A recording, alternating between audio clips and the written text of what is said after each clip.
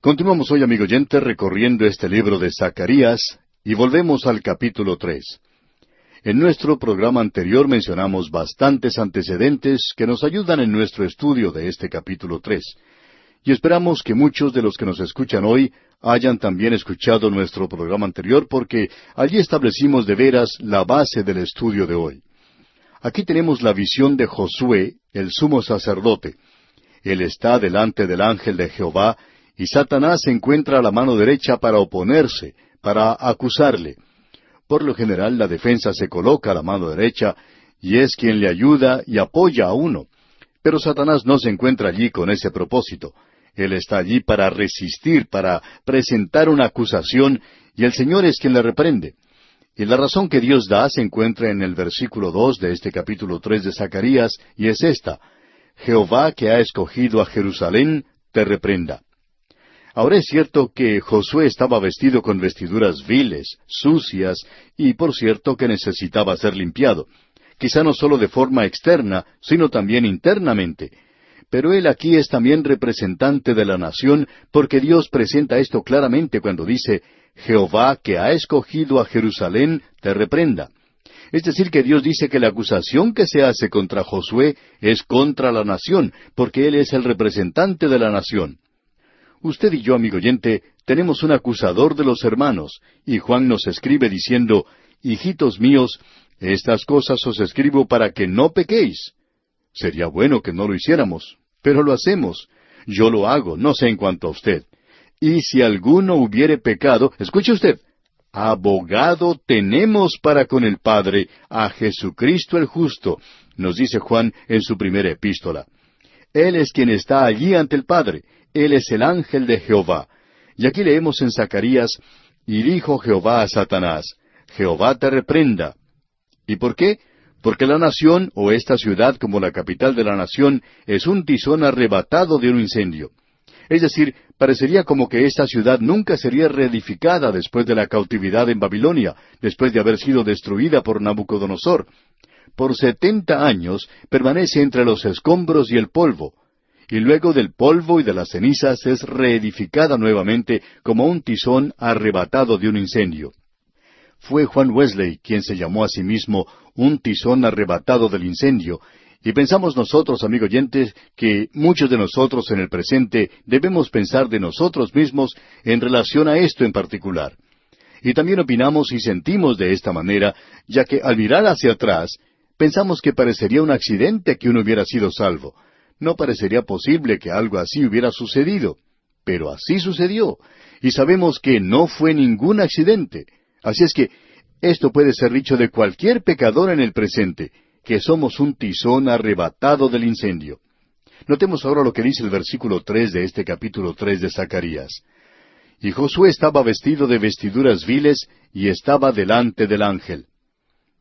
El sumo sacerdote tenía que estar vestido con vestiduras especiales. Él tenía que vestirse con lino torcido, con lino egipcio, hasta su ropa interior tenía que ser de lino. Y sobre todo esto se colocaban los vestidos de belleza y de gloria. Ahora nos imaginamos que aquí él está allí nada más que como un sacerdote, pero como un sumo sacerdote representando a una nación, sus vestiduras deberían haber estado limpias, pero él estaba vestido de vestiduras viles. Y esto, amigo oyente, hablando honradamente, es peor que algo inmundo. Esto indica que sus ropas estaban sucias con excremento. Él no solo se veía sucio, sino que hasta olía mal. Uno no puede verse en una situación peor que en la que se encontraba este hombre. Así es que él está allí con excremento en sus ropas, está sucio, está inmundo, huele mal. Y así es como los pecados de esta nación le parecían al Dios Todopoderoso. Ahora, ¿cómo puede uno solucionar esto? ¿Cómo va a ser este hombre o esta nación? ¿Cómo es posible para usted y para mí, amigo oyente, presentarnos ante el Dios Todopoderoso? Notemos lo que dice aquí en el versículo 4 de este capítulo 3 de Zacarías. Y habló el ángel, y mandó a los que estaban delante de él, diciendo, Quitadle esas vestiduras viles. Y a él le dijo, Mira que he quitado de ti tu pecado, y te he hecho vestir de ropas de gala. Aquí tenemos sin duda alguna uno de los cuadros más hermosos de todo el Antiguo Testamento. Este hombre no podía estar ante Dios, un Dios justo y santo, con estas vestiduras viles. Esto también revela su debilidad, porque cuando él se encuentra así sucio, vil, inmundo como lo estaba, le da ocasión a Satanás, le da ventaja porque el adversario podía señalarle de esta manera. Y amigo oyente, pensamos que no es el pecado del mundo perdido que está ante Dios lo que es terrible, sino el pecado de los creyentes. Y el diablo no necesita mencionar los pecados del mundo, pero por cierto que le seguirá a usted, amigo oyente, si es un hijo de Dios y ha pecado. Y esa es la razón por la cual es tan trágico cuando un hijo de Dios cae en el pecado, porque causa que el mundo llegue a ser escéptico y cínico y pueda acusarle. Y esto le da al diablo una ventaja sobre la causa de Cristo. Y también significa que Dios no puede aceptarle a usted. Amigo oyente, si usted es un hijo de Dios y peca, usted ha perdido su comunión. No ha perdido su salvación, pero por cierto que ha perdido su comunión. Y entonces no puede haber ni gozo ni bendición en su vida. Ahora, ¿qué es lo que va a suceder aquí? Bueno, esto es lo que sucederá. Como ya hemos dicho, aquí tenemos sin lugar a duda uno de los cuadros más interesantes que se presentan en la palabra de Dios. Aquí tenemos los pecados de un creyente. Este hombre es un sacerdote ante Dios. Dios es quien nombra a los sacerdotes y cada creyente hoy es un sacerdote ante Dios. Pero algunos de nosotros estamos ante Dios vestidos con vestiduras viles. Ahora alguien quizá diga, sí, pero yo he sido vestido con la justicia de Cristo. Y así es, amigo oyente, usted está vestido con ella, si es que ha sido salvo. Y ese es exactamente el cuadro que se nos presenta aquí. Es que, amigo oyente, estas vestiduras viles tienen que ser quitadas de esta persona, y luego deben hacerle vestir vestiduras limpias. Y estas vestiduras limpias que se colocan sobre él representan la justicia de Cristo. Este es el cuadro de su salvación y la mía. Y esto es lo que hace de este un pasaje precioso de las Escrituras. Veamos lo que se nos dice allá en el capítulo 3 de la Epístola a los Romanos. El apóstol Pablo, habiendo presentado ante la humanidad en los primeros 3 capítulos el hecho de que el hombre es un pecador ante Dios, nosotros todos estamos como seres sucios y viles ante Dios, y nuestra justicia hoy es como trapos de inmundicia. Estamos allí de la misma manera en que se encuentra este Josué que tenemos aquí en el libro de Zacarías. Ahora, ¿qué es lo que vamos a hacer? Bueno, el apóstol Pablo dice en su epístola a los Romanos, capítulo 3, versículo 21, pero ahora, sí, el hombre es un pecador y vestido con vestiduras viles, pero ahora, Dios ha hecho algo. Dice aquí en el versículo 21, pero ahora, aparte de la ley, se ha manifestado la justicia de Dios, testificada por la ley y por los profetas, la justicia de Dios por medio de la fe en Jesucristo. Y es una vestidura para todos los que creen en Él, porque no hay diferencia, por cuanto todos pecaron y están destituidos de la gloria de Dios, siendo justificados gratuitamente por su gracia, mediante la redención que es en Cristo Jesús. ¿Por qué? Porque Él murió, amigo oyente. Él derramó su sangre para que usted y yo pudiéramos presentarnos en nuestras vestiduras viles ante Él. Nuestra justicia está allí, aún del mejor de nosotros.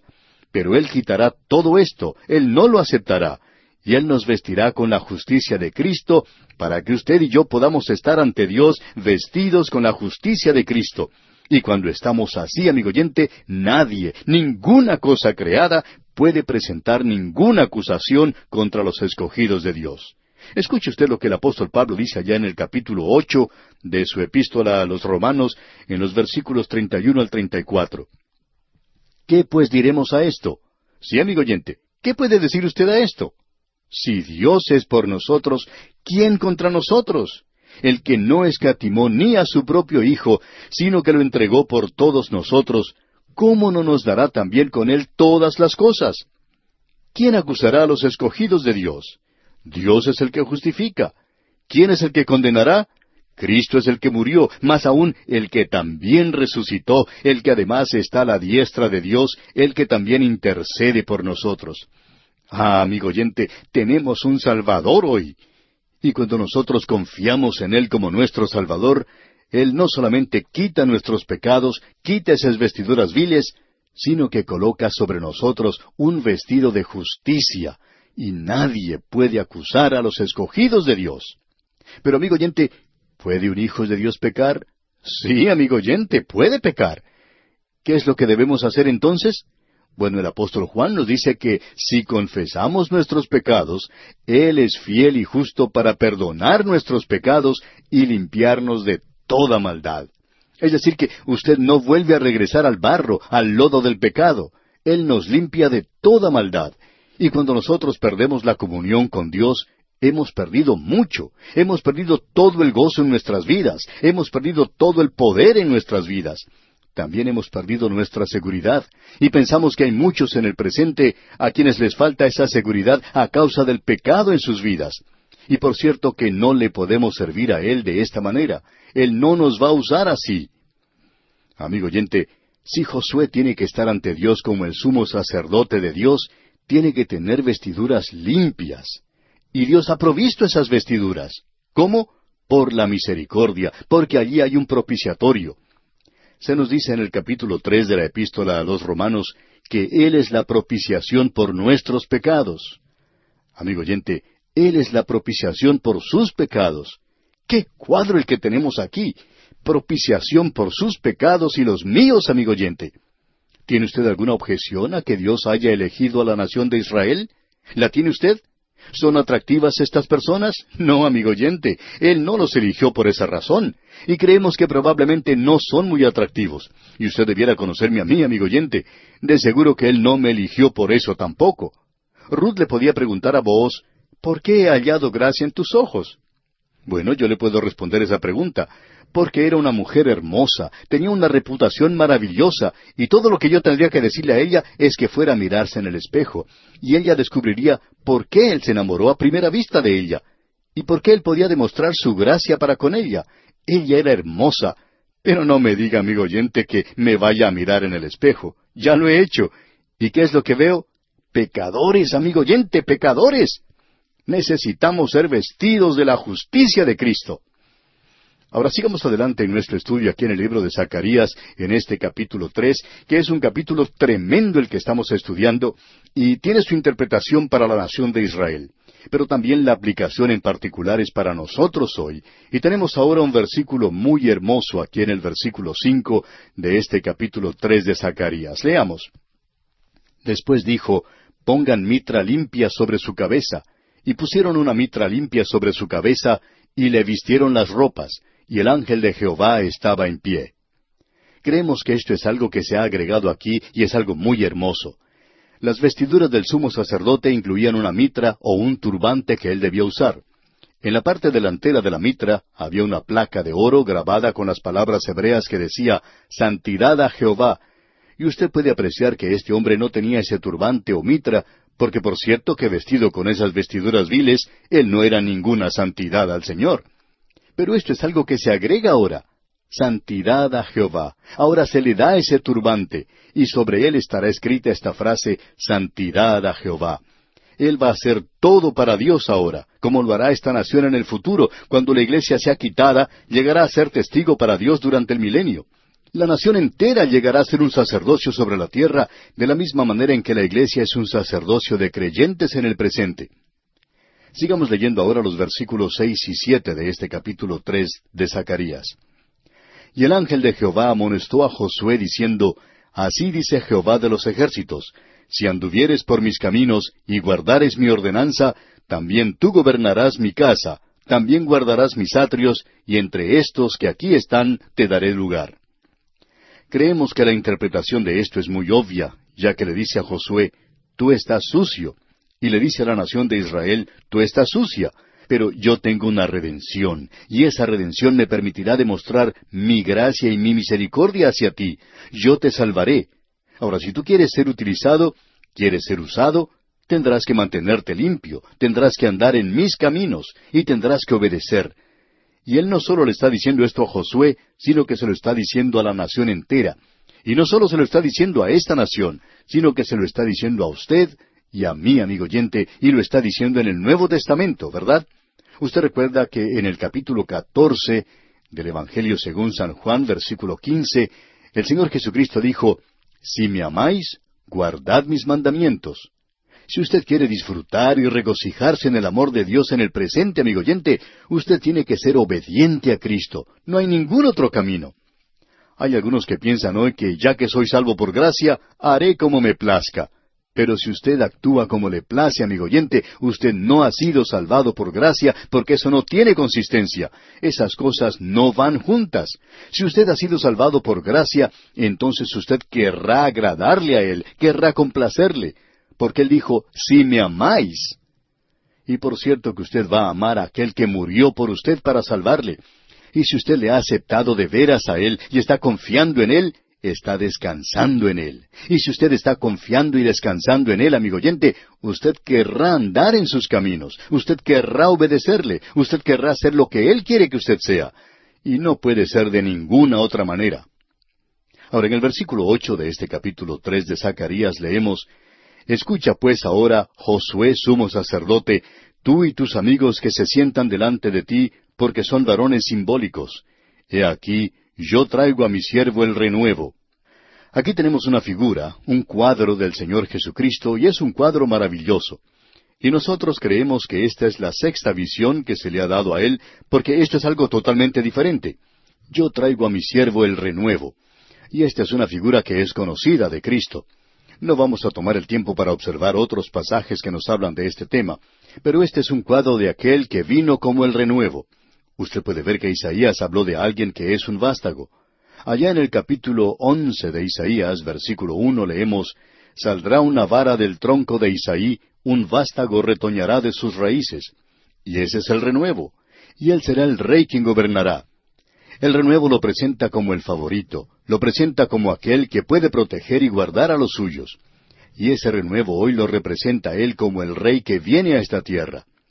Luego dice en el versículo 9 de este capítulo 3 de Zacarías, Porque he aquí aquella piedra que puse delante de Josué. Sobre esta única piedra hay 7 ojos. He aquí yo grabaré su escultura, dice Jehová de los ejércitos, y quitaré el pecado de la tierra en un día. Lo que tenemos aquí es un cuadro de Josué, el sumo sacerdote, y Satanás ante él. También se presenta aquel que viene como el renuevo. Él es el Salvador del mundo. Pero no solo eso, el renuevo aquí es la piedra de la cual habló Daniel, cortada pero sin manos. Y se nos dice que tiene ojos, 7 ojos. Ahora el número 7 aquí no es el número de la perfección, como ya hemos dicho anteriormente, sino el número de lo completo. Él tiene un conocimiento completo, y sus ojos hablan de sabiduría y conocimiento. El Señor Jesucristo ha sido hecho sabiduría para nosotros, porque Él es todo sabiduría. Y aquí se nos dice, porque he aquí aquella piedra que puse delante de Josué. Y aquí estamos hablando de la segunda venida de Cristo. El renuevo y la piedra aquí representan la segunda venida de Cristo a esta tierra. Y luego leemos, dice Jehová de los ejércitos, y quitaré el pecado de la tierra en un día. Bueno, ¿ha ocurrido esto en el día de hoy? No, amigo oyente. Por cierto que no ha sucedido en nuestra época. Tendrá que suceder todavía. Cuando el Señor Jesucristo regrese, entonces será quitado en un solo día. Luego el versículo 10 comienza diciendo, en aquel día, y aquel día es el día de Jehová. Leamos el versículo 10. En aquel día, dice Jehová de los ejércitos, cada uno de vosotros convidará a su compañero debajo de su vid y debajo de su higuera. Es decir, que ellos estarán morando en paz y gozándose en aquel día. Pero ese día no ha llegado todavía para nosotros, amigo oyente. ¡Qué cuadro el que tenemos aquí! ¡Y qué visión la que tuvo este hombre! Dios mediante, en nuestro próximo programa vamos a considerar la visión del candelero de oro y los 2 olivos. No habrá ninguna escasez de energía en esta siguiente edición. Habrá suficiente petróleo porque aquí no hay ningún intermediario ni ninguna estación o bomba de gasolina a la cual tengamos que ir. Veremos pues esto en nuestro próximo programa.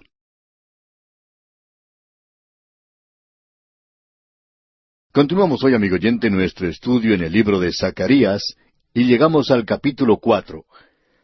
Y aquí se nos presenta una visión muy interesante, por cierto. Tenemos la visión del candelero de oro y 2 olivos.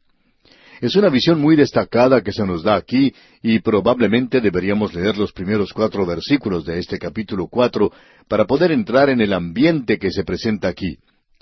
Leamos entonces los versículos 1 al 4 del capítulo 4 de Zacarías.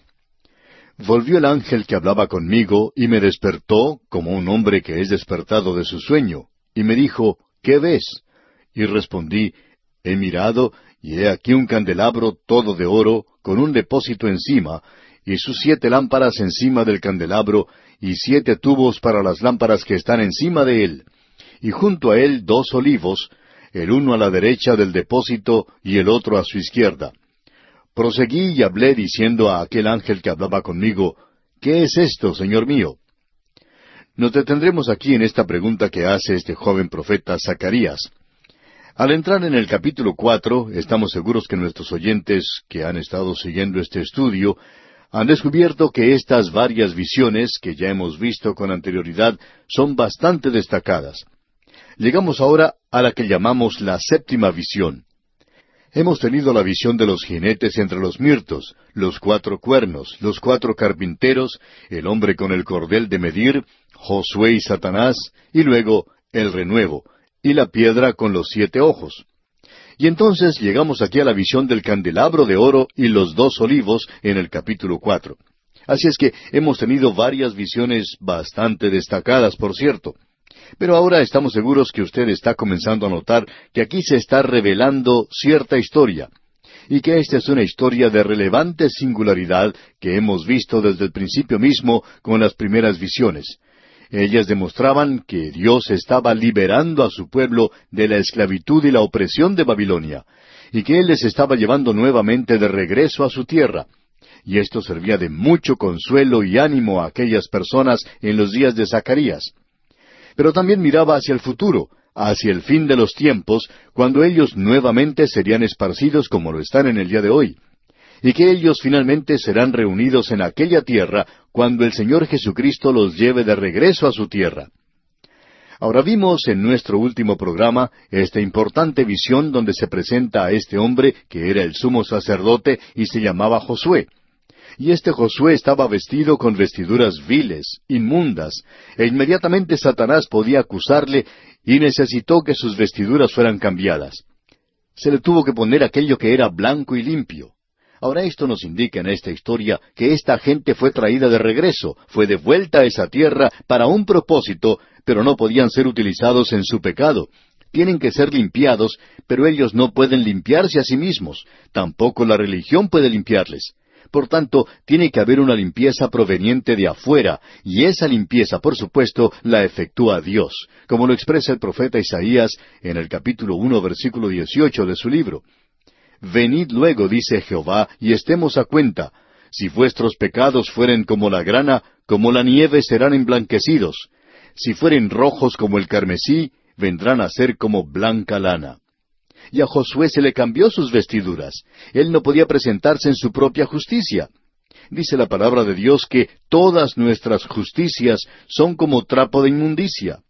Así es que usted y yo, amigo oyente, necesitamos ser vestidos con la justicia de Cristo. Y eso es algo sin mancha. Eso nos permitirá presentarnos ante Dios.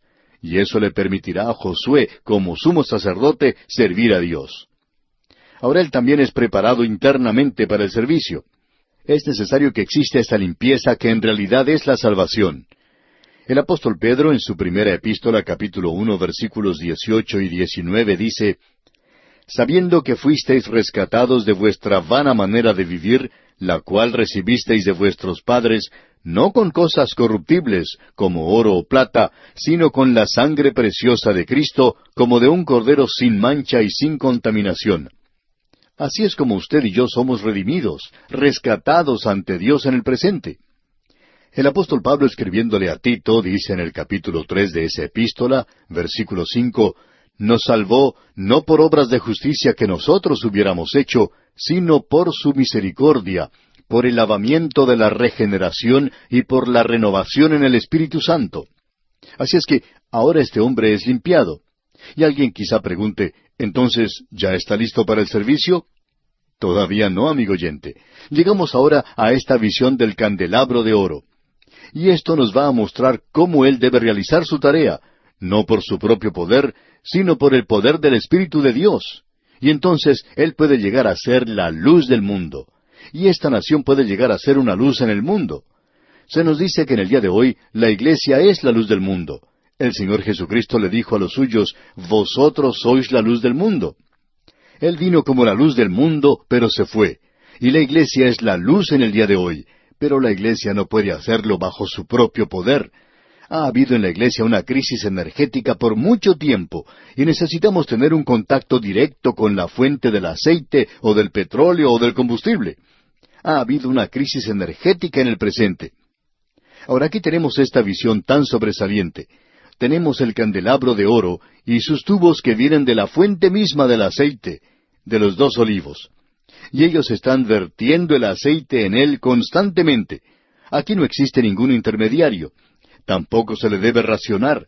Hay una fuente abundante, generosa de aceite aquí. Y no hay nada que se parezca a una crisis energética.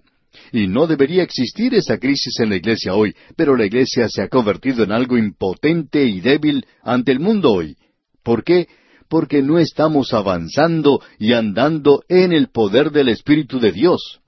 Así es que ya tenemos ante nosotros el bosquejo de una historia, y se ha dado los pasos del método de Dios para tratar con esta gente. Aquí se presenta un principio como su método de tratar con nosotros. Y luego mira hacia el futuro, hacia el fin de las edades, cuando esta gente llegará a ser la luz del mundo después que haya sido quitada la iglesia. Y ellos no pueden hacer eso en su propio poder. Veamos entonces qué es lo que nos dice el texto para hoy. Leamos otra vez el versículo 1 de este capítulo 4 de Zacarías. Volvió el ángel que hablaba conmigo y me despertó como un hombre que es despertado de su sueño. Debemos hacer resaltar esto otra vez aquí, porque la gente siempre ha dado por contado, después de haber leído todas estas visiones, que éstas fueron dadas a él en la noche, y esto significaría entonces que él soñó todo esto. Pero él no soñó nada aquí, amigo oyente. En realidad podemos notar que él fue despertado de su sueño. Se nos dice aquí que este hombre estaba durmiendo y que fue despertado de su sueño. Él se había dormido, porque él ya había tenido 6 visiones extraordinarias.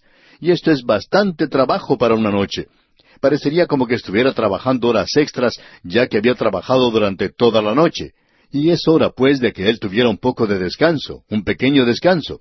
Así es que, después de haber recibido la 6ª visión, se durmió.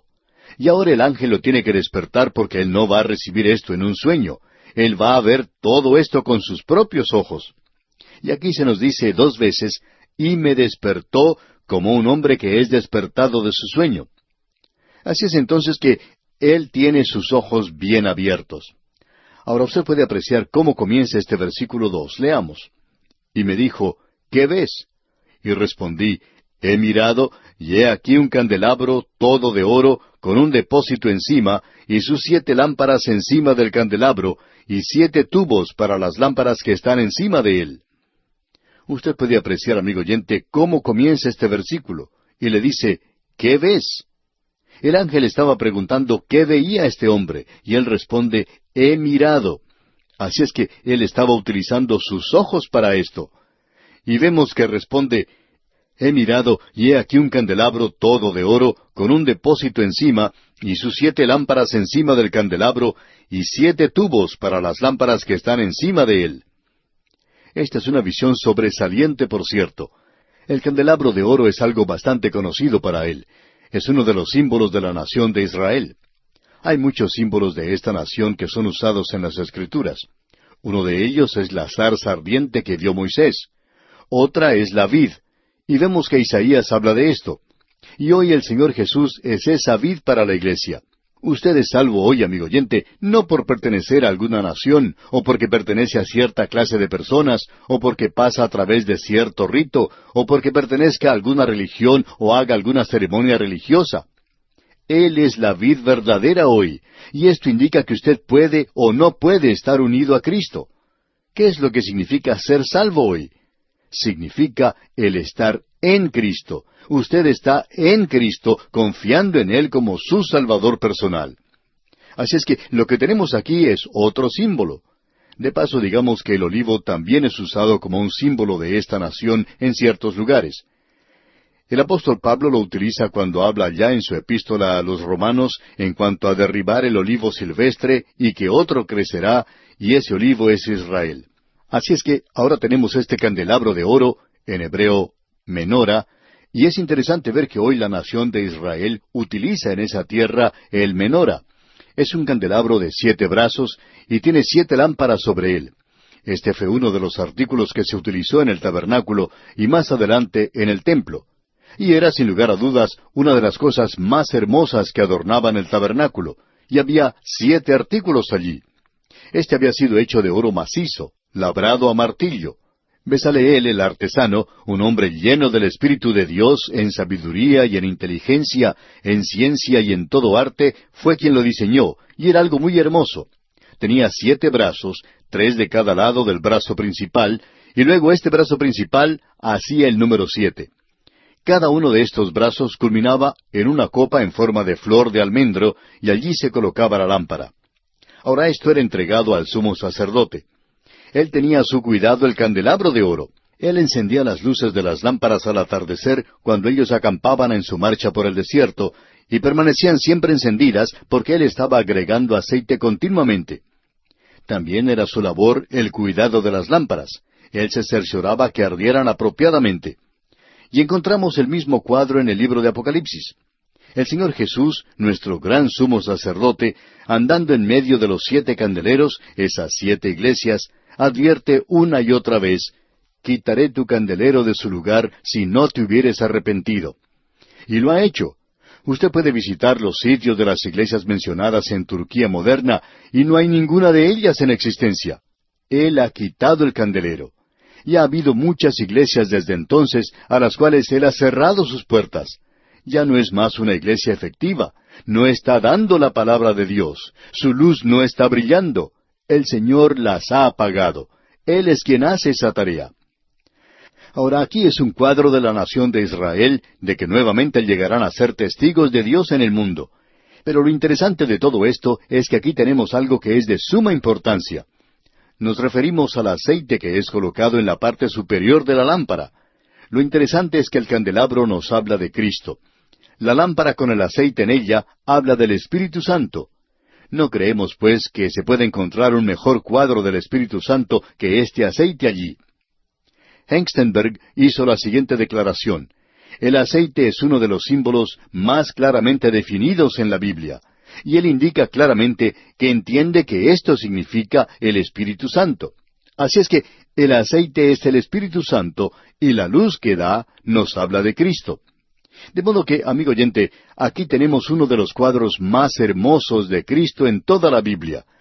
Usted recuerda que Él dijo que cuando Él se fuera iba a enviar al Espíritu Santo, pero cuando el Espíritu Santo viniera, no hablaría de sí mismo, sino que tomaría las cosas de Cristo y se las mostraría a ellos.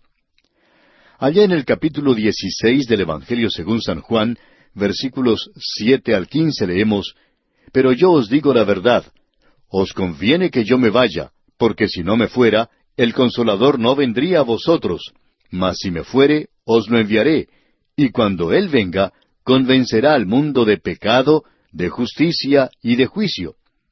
De pecado por cuanto no creen en mí, de justicia por cuanto voy al Padre y no me veréis más, y de juicio por cuanto el príncipe de este mundo ha sido ya juzgado. Aún tengo muchas cosas que deciros, pero ahora no las podéis sobrellevar. Pero cuando venga el Espíritu de verdad, Él os guiará a toda la verdad, porque no hablará por su propia cuenta, sino que hablará todo lo que oyere, y os hará saber las cosas que habrán de venir. Él me glorificará, porque tomará de lo mío y os lo hará saber. Todo lo que tiene el Padre es mío, por eso dije que tomará de lo mío y os lo hará saber. Observemos ahora el candelero. El candelero sostenía las lámparas con las luces, y la luz, a su vez, revelaba la belleza y la gloria del candelero, del mismo modo en que el Espíritu Santo no habla de sí mismo, sino que revela las glorias y las bellezas del Señor Jesucristo. Así es que esta gente tiene que testificar de Él y por Él algún día. Y el símbolo popular del día de hoy es el menora. Uno no ve la higuera o la vid o cualquier otra cosa o el olivo, pero sí ve el menora. Cuando la nación celebra un nuevo aniversario, uno puede observar el menora pintado por todas partes, y ese es el cuadro que se nos presenta aquí. Ahora hay algo nuevo que ha sido presentado aquí en esta visión, y es algo que uno no tiene en las instrucciones para la construcción del candelero y de su colocación en el tabernáculo y más tarde en el templo. Y es que sobre el candelero hay una gran reserva, podríamos decir, un gran tanque para el gas. Y cada lámpara estaba conectada a esa reserva. Y eso es lo que es nuevo. Leamos el versículo 3 de este capítulo 4 de Zacarías. Y junto a él 2 olivos, el uno a la derecha del depósito y el otro a su izquierda. Había tubos que salían del olivo, el olivo vertía su aceite, y ese aceite iba a parar al depósito, al tanque, y de ese tanque o depósito iba a parar a tanques diferentes, separados. Así es que aquí tenemos algo nuevo que se ha agregado. Ahora, los olivos aquí son definitivamente el poder civil y el poder religioso de aquel día. Zorobabel representaba al poder civil y Josué representaba al poder religioso de aquel día. Es decir, que ellos eran los líderes en relación a esto. Bueno, vamos a continuar tratando con este mismo asunto, Dios mediante, en nuestro próximo programa. Pero aquí tenemos al olivo, algo nuevo, directamente conectado con el candelero, y eso es importante de notar. Y de aquí, Zacarías va a sacar uno de los grandes principios que encontramos en toda la palabra de Dios. Eso lo veremos, Dios mediante, en nuestro próximo programa.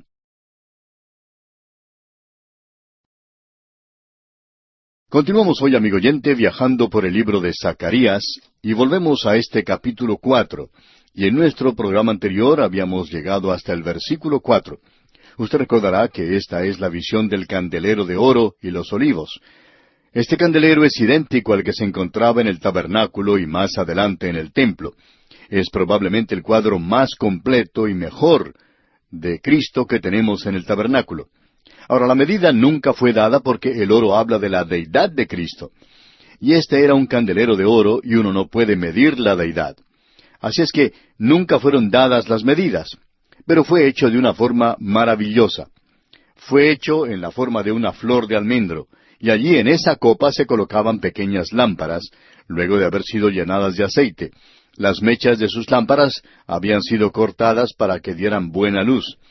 Y el candelero habla del hecho de que el Espíritu Santo toma las cosas de Cristo y nos las muestra. El candelero contenía el aceite y la luz era dada. Este es el Espíritu Santo, y Cristo envió al Espíritu Santo al mundo. Pero el propósito del Espíritu Santo era el de tomar las cosas de Cristo y mostrárnoslas. Así es que la luz revela la gloria y la belleza del candelero. Ese es el cuadro que tenemos ante nosotros. Pero usted recordará que Él también había dicho que nosotros debemos ser luces en el mundo hoy.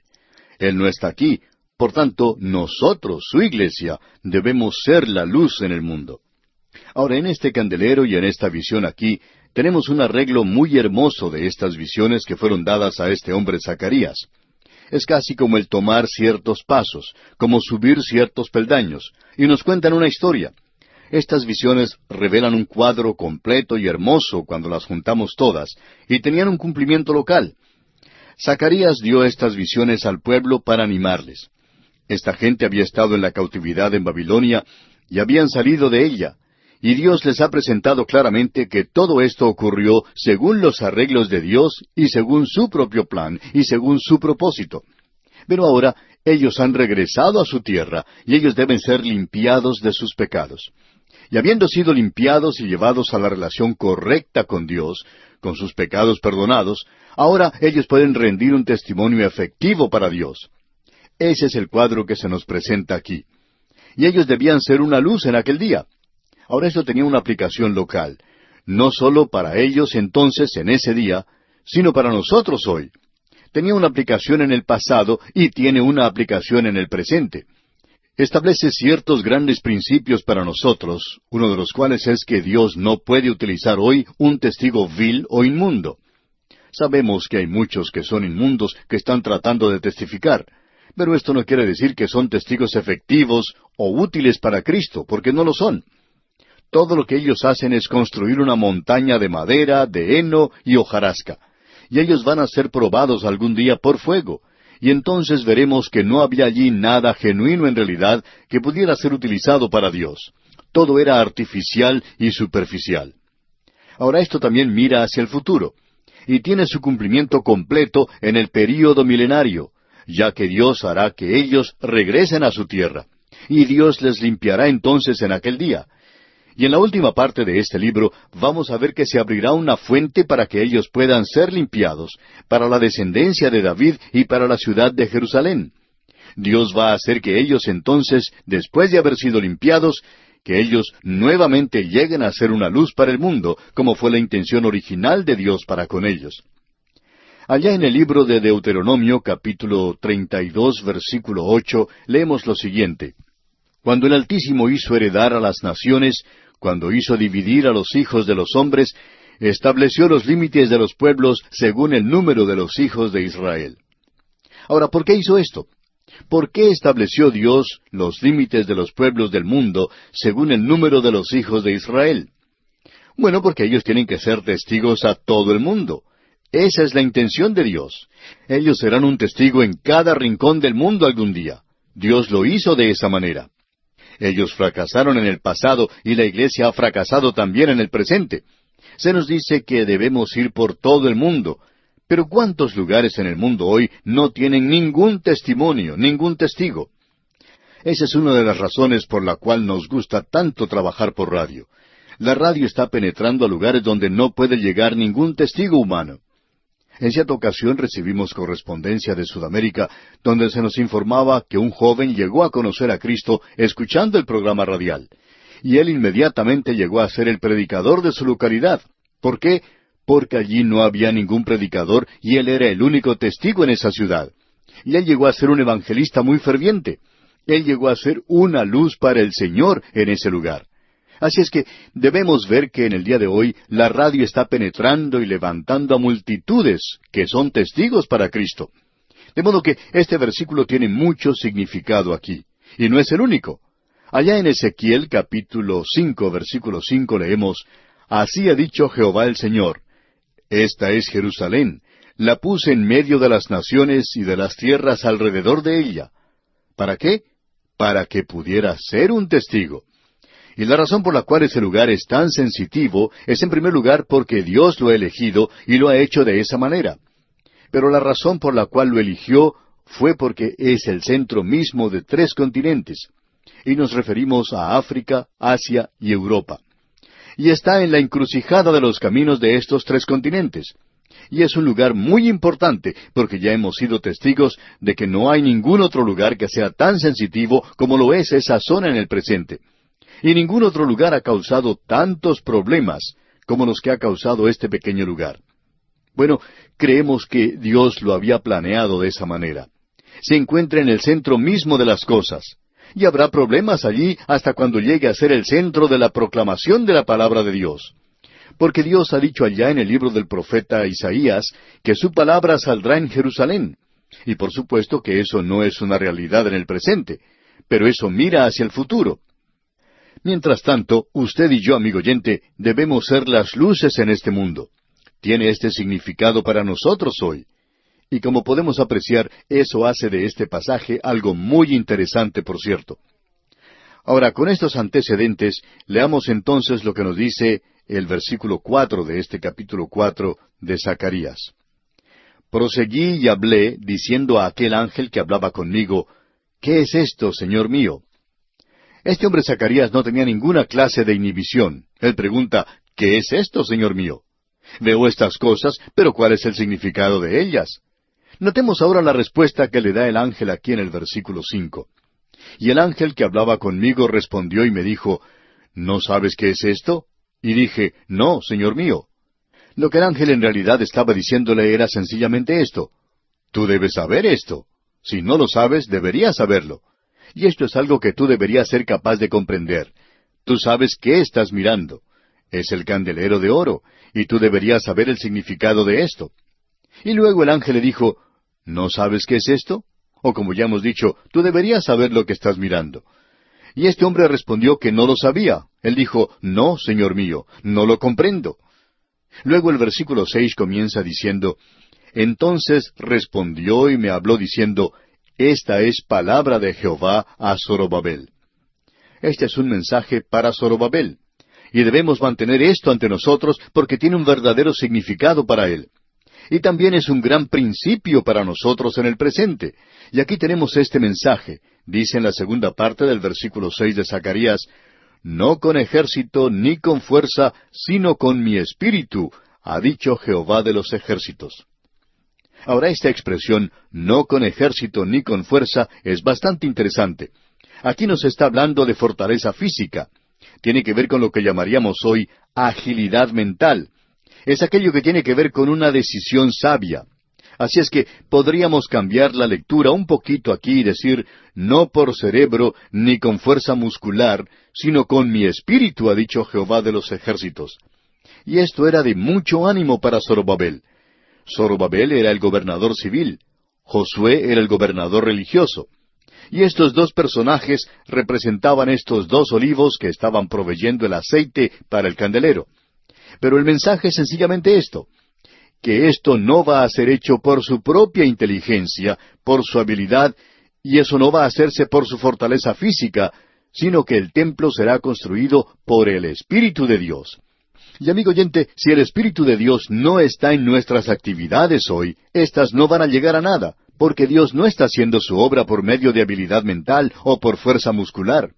A nosotros nos gusta hablar de alguna persona que es ingeniosa, decimos, de algún predicador que es muy inteligente, que puede preparar sermones y mensajes muy interesantes. Pero amigo oyente, la obra de Dios no se lleva a cabo de esa manera. Pensamos que a veces una persona ingeniosa o inteligente puede llegar a ser una persona peligrosa, porque el hombre que puede ser ingenioso mentalmente puede serlo en la dirección equivocada y causar muchas dificultades en el pueblo de Dios. Y también puede engañar a muchos. Ha habido mucho engaño religioso en nuestro día. Hay algunos que progresan mucho porque son personas que tienen buenas relaciones públicas, son buenos administradores y tienen una personalidad muy buena. Tienen mucha carisma, como se dice, y también hacen muchas solicitudes.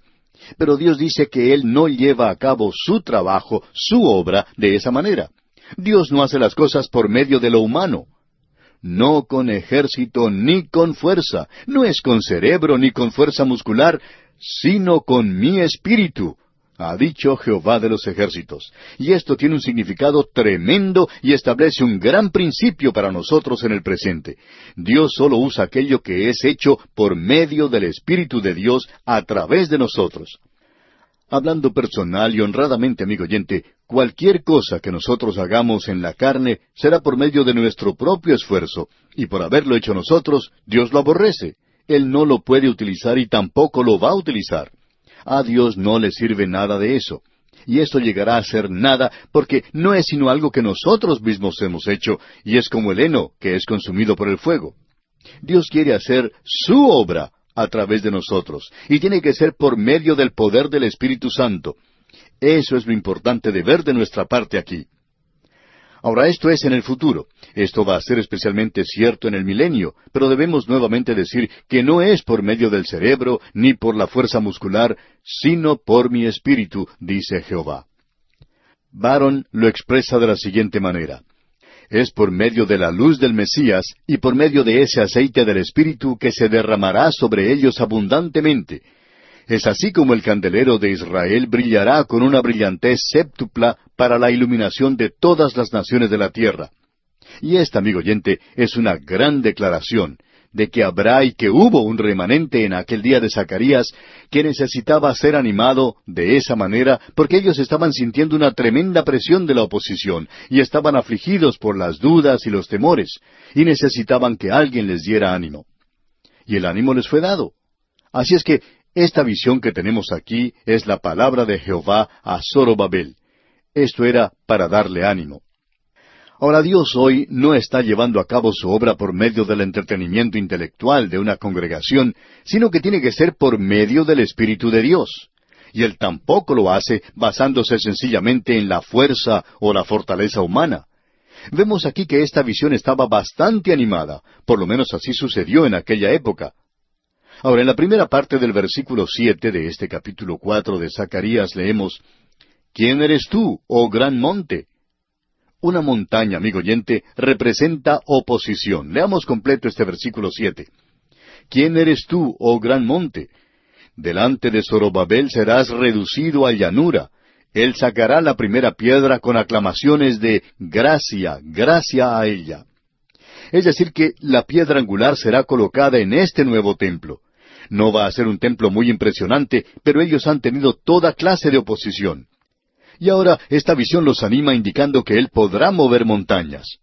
Usted recuerda que el Señor Jesucristo dijo que los discípulos podrían decir a un monte, «Pásate de aquí a allá», y se pasará, y nada os será imposible.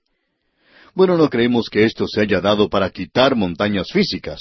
No había muchas que fueran quitadas en aquella tierra, y no hay muchas que son quitadas hoy, a no ser por los terremotos. Pero la fe que puede quitar montañas es la fe que puede quitar obstáculos y oposición a la palabra de Dios, a la obra de Dios. Ese es el cuadro que tenemos aquí. El templo de Dios será reedificado. ¿Y qué palabras de ánimo son estas para este pueblo? Él les instruyó que debían concluir la construcción de ese templo. Entonces, aquí en los versículos 8 y 9 de este capítulo 4 de Zacarías leemos, «Vino palabra de Jehová a mí diciendo, Las manos de Zorobabel echarán el cimiento de esta casa, y sus manos la acabarán. Y conocerás que Jehová de los ejércitos me envió a vosotros». Es decir, que esto fue dado para darles ánimo. Y como dice el apóstol Pablo en su epístola a los Filipenses capítulo 1, versículo 6, «Estando persuadido de esto, que el que comenzó en vosotros la buena obra, la perfeccionará hasta el día de Jesucristo». Es decir, Zorobabel, tú tienes que poner los cimientos. Dios estaba contigo cuando tú estabas echando esos cimientos. Bueno, tú vas a poder colocar el techo sobre este edificio, y Dios estará contigo. Luego dice en la primera parte del versículo 10, «Porque los que menospreciaron el día de las pequeñeces se alegrarán». Amigo oyente, sabemos que hay personas que hacen cosas así, que desprecian lo pequeño y buscan siempre lo grande, lo espectacular, porque siempre nos gusta escuchar de las cosas que tienen éxito. De modo que un predicador que tiene mucho éxito, o una iglesia que tiene mucho éxito, que produce mucho y que progresa mucho, es aquella que tiene las multitudes y cosas por el estilo. Y nosotros estamos creyendo más y más que el Señor Jesucristo está obrando de una manera callada en pequeños lugares en el presente. Y hemos aprendido a despreciar lo pequeño. Es necesario regresar a esto. Tememos que a veces nosotros mismos hacemos cosas así. Nos desanimamos enseguida cuando la correspondencia no llega en grandes cantidades. Y luego descubrimos que en un día, cuando han llegado solo unas muy pocas cartas, una de esas cartas es la más preciosa de todas las que hemos recibido. Amigo oyente, esto es despreciar las cosas pequeñas. Y luego sigue diciendo, «Y verán la plomada en la mano de Zorobabel». Esa plomada, como usted bien sabe, es un peso atado a una cuerda, y así es como ellos podían construir casas en línea directa con la tierra. Y es algo que uno debe tener en cuenta cuando tiene que construir algo.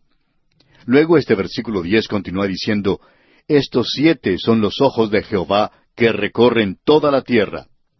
Dios aún está dominando. Luego leemos en los versículos 11 al 13 de este capítulo 4 de Zacarías, «Hablé más y le dije, ¿qué significan estos 2 olivos a la derecha del candelabro y a su izquierda? Hablé aún de nuevo y le dije, ¿qué significan las 2 ramas de olivos que por medio de 2 tubos de oro vierten de sí aceite como oro? Y me respondió diciendo, ¿no sabes qué es esto? Y dije, Señor mío, no. Él está diciendo otra vez, yo no sé lo que son estas cosas. Y Dios le dice, tú deberías saber lo que son. Y él contesta, Señor mío, no. Y en el versículo 14 dice, y él dijo, estos son los 2 ungidos que están delante del Señor de toda la tierra. Estos son 2 hombres llenos del Espíritu. Zorobabel, el gobernador civil, y Josué, el gobernante religioso. Ya hemos visto que este último había sido limpiado y que ahora se presenta en la justicia de Cristo. A él se le ha dado vestiduras nuevas. Él puede presentarse ahora ante Dios. Debemos decir nuevamente que eso tenía un mensaje local. Cuando esta gente allí confesaba sus pecados y se volvían a Dios buscando redención, la forma en que Él había preparado esto era que ellos tenían que ofrecer un sacrificio que señalaba hacia Cristo. Y lo llevaban y ofrecían ese sacrificio por medio de la fe. Y ahora ellos son limpiados y son vestidos y pueden ser llenos del Espíritu y usados por Dios. Esto tiene un mensaje para nosotros en el presente también, ¿no le parece? Dios quiere llenarnos hoy con su Espíritu y hay ciertas condiciones que debemos cumplir. Y hay 2 de ellas que son negativas, según nuestra opinión. Allá en el capítulo 4 de la Epístola a los Efesios, versículo 30, dice el apóstol Pablo, no contristéis al Espíritu Santo. Usted no puede ser lleno del Espíritu si hay pecado en su vida. Dios no le puede usar. Y luego, en la primera epístola a los Tesalonicenses, capítulo 5, versículo 19, dice el apóstol Pablo, no apaguéis al Espíritu. Esto es, cuando nos encontramos fuera de la voluntad de Dios. Y si estamos fuera de la voluntad de Dios, entonces Dios no nos puede usar. Si Dios quiere que usted esté en el África y usted se encuentra aún en su país, no creemos que Él puede usarle. Pero amigo oyente, si usted está en el África y debería estar en su propio país, entonces Él tampoco le va a utilizar. Y luego, Él dice en la Epístola a los Gálatas capítulo 5 versículo 16, andad en el Espíritu. Y andar en el Espíritu es algo muy práctico. Es simplemente levantarse y comenzar a andar y a descansar en el Espíritu de Dios. Ahora esto es un cuadro del futuro. Esto mira hacia el día cuando Dios derramará su Espíritu sin medida. Ese día no ha llegado todavía. Nosotros pensamos que hay muy poco del derramamiento del Espíritu en estos días. Pero en aquel día, Él dice, derramaré mi Espíritu sobre toda carne. Y ese día todavía está en el futuro. Esta profecía que tenemos aquí en el capítulo 4 de Zacarías es algo sobresaliente, por cierto. Dios mediante, en nuestro próximo programa vamos a entrar a algo que es realmente fascinante. Vamos a ver que el primer astronauta no fue un hombre, sino una mujer. Créalo o no, esto es lo que vamos a considerar Dios mediante en nuestro próximo programa.